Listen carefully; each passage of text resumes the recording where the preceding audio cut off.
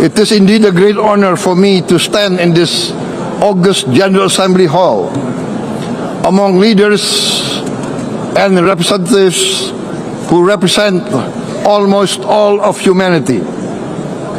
We differ in race, religion, and nationality, yet we gather together today as one human family. We are here first and foremost as fellow human beings, each created equal, endowed with unalienable rights to life, liberty, and the pursuit of happiness. The words of the United Nations Declaration of Independence have inspired democratic movements across continents, including the French Revolution, the Russian Revolution, the Mexican Revolution, the Chinese Revolution, and Indonesia's own struggle and journey to freedom. It also gave birth to the Universal Declaration of Human Rights, adopted by the United Nations in 1948. All men are created equal was the creed that opened the way to unprecedented global prosperity and dignity. And yet, in our own era of scientific and technological triumphs, an era capable of ending hunger, poverty, and environmental ruin, we also continue to face today grave dangers, challenges, and uncertainties. Human folly, fueled by fear, racism, hatred, oppression, and apartheid, threatens our common future. My country knows this pain.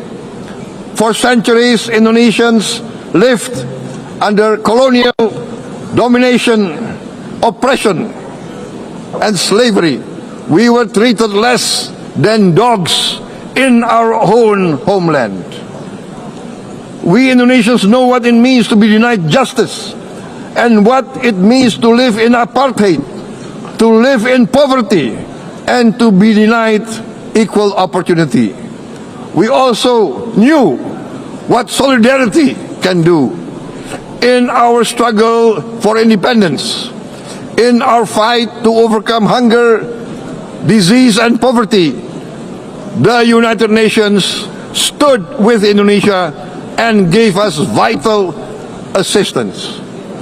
Decisions made here based on human solidarity by the Security Council and this Assembly gave Indonesia independence, international legitimacy, opened doors, and supported our early development through the efforts of the United Nations Children Fund, the United Nations Food and Agriculture Organization, the FAO, the World Health Organization, and many, many other United Nations institutions.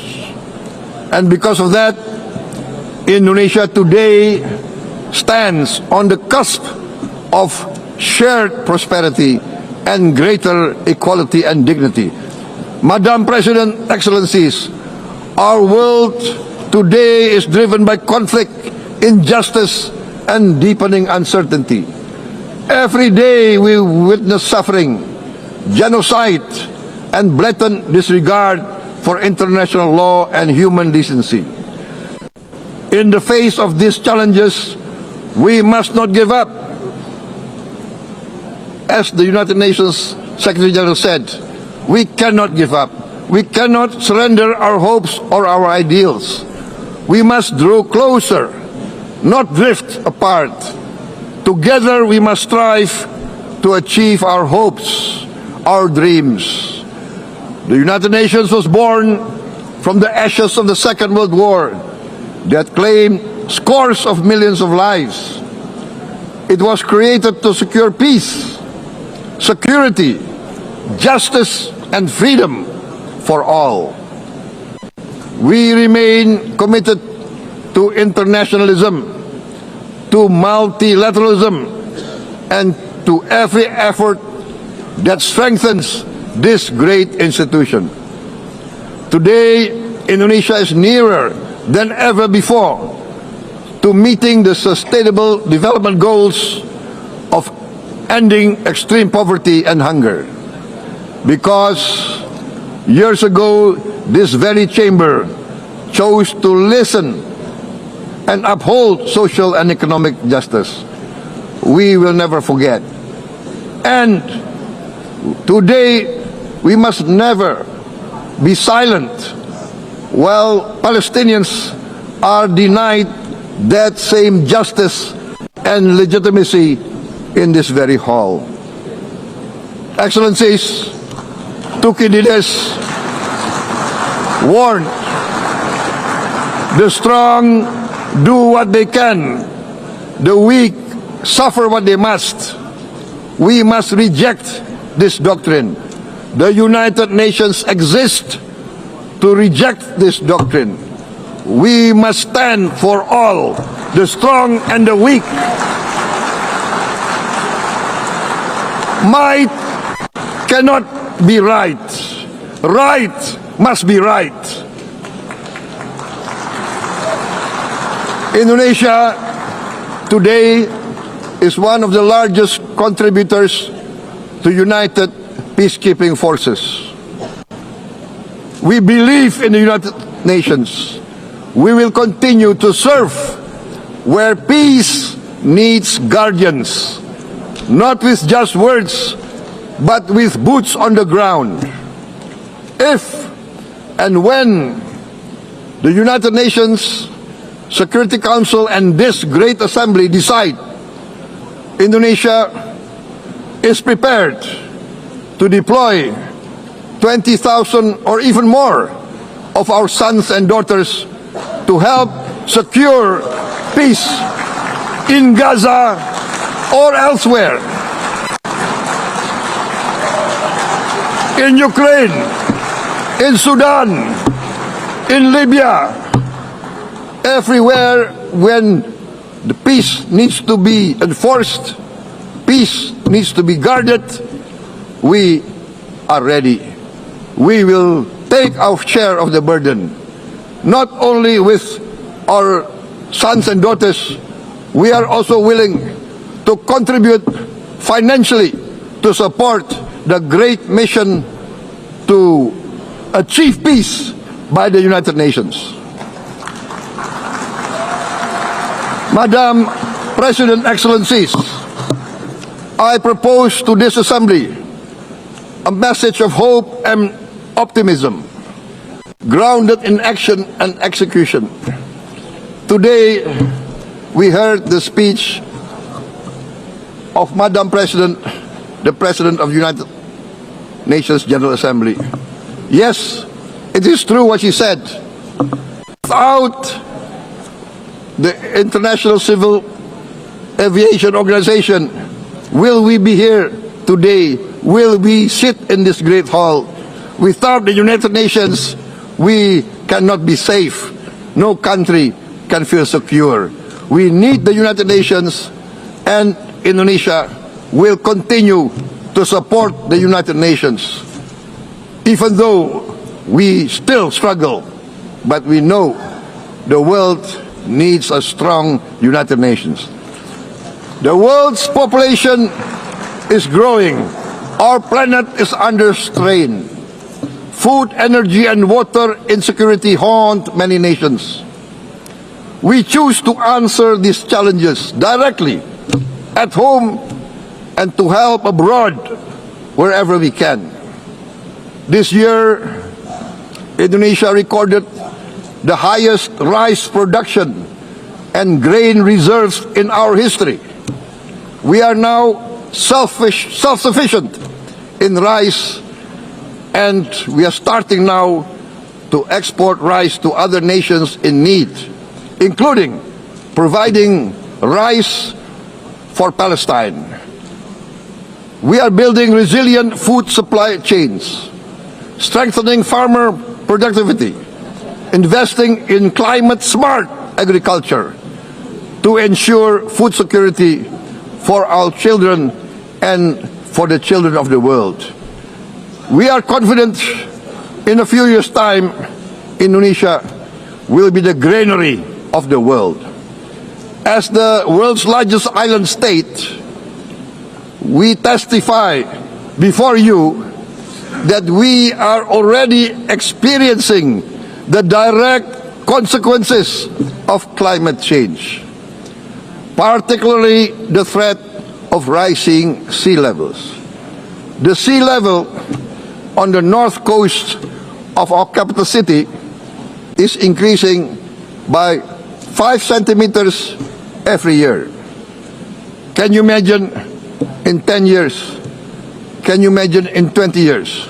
For this, we are forced to build a giant seawall, 480 kilometers in length. It will take us maybe 20 years, but we have no choice. We have to start now.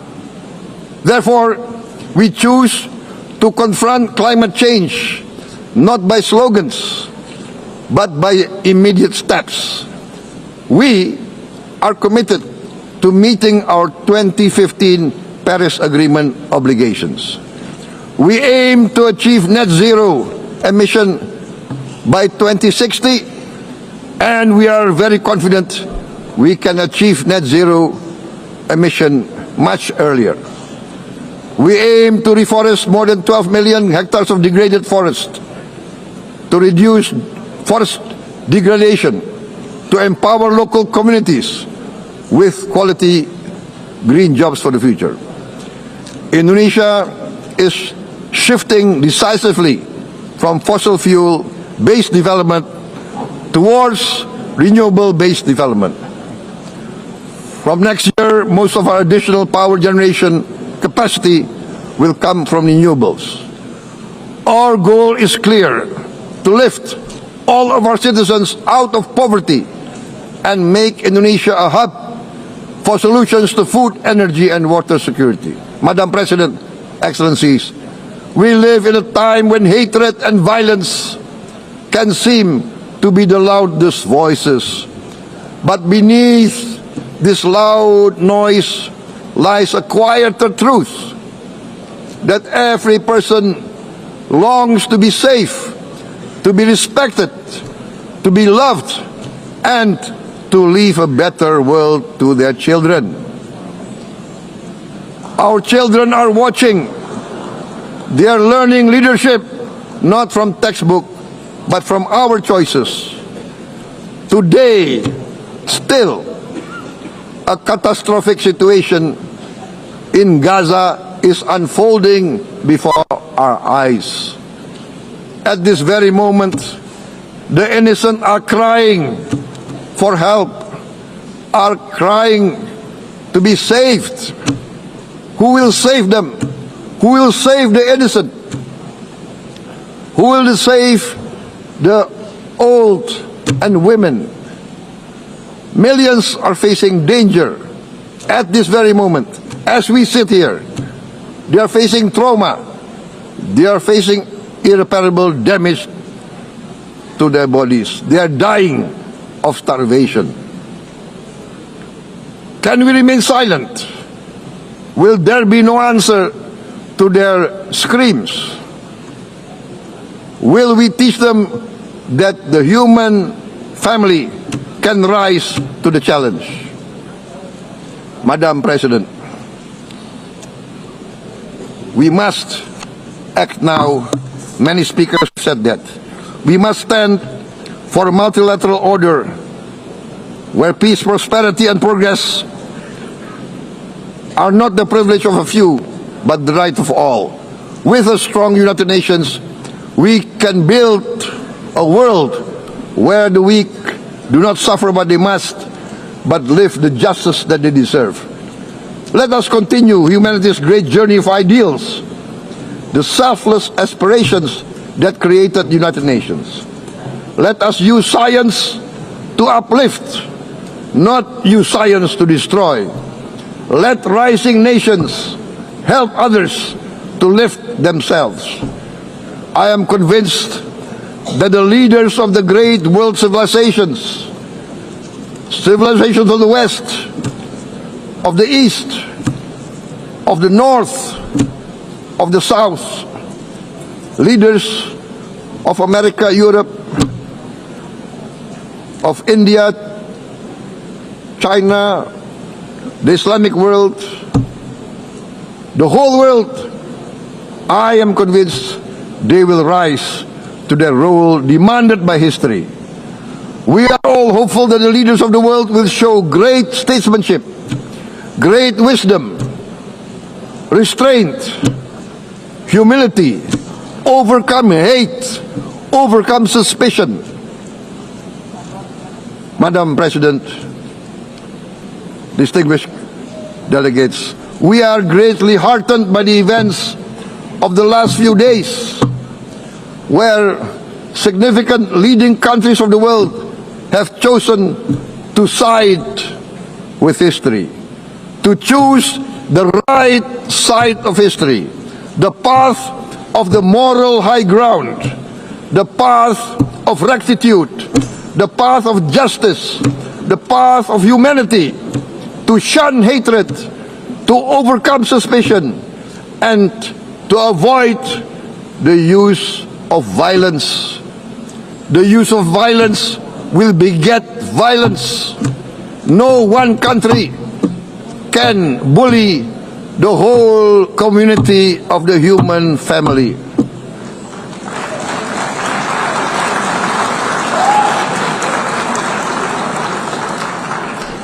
We may be weak individually, but the sense of oppression, the sense of injustice has proven in the history of mankind that this sense of injustice, this sense of oppression will unite into a strong force that will overcome this oppression, that will overcome this injustice.